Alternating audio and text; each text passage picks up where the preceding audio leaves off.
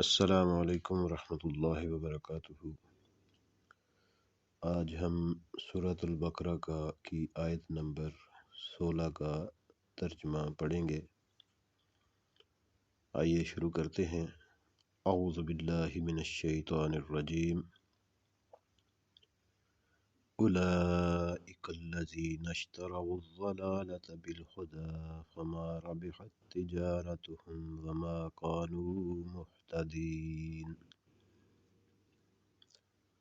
اولئک یہی لوگ، الذین جنہوں نے، اشتروا خرید لیا، الضلالۃ گمراہی کو، بالہدی ساتھ ہدایت کے یعنی کہ بدلے ہدایت کے، فما ربحت فما پس ہرگز نہ، ربحت فائدہ دیا، تجارتہم تجارت ان کی، وما اور نہ، کانوا تھے وہ، مہتدین ہدایت پانے والے۔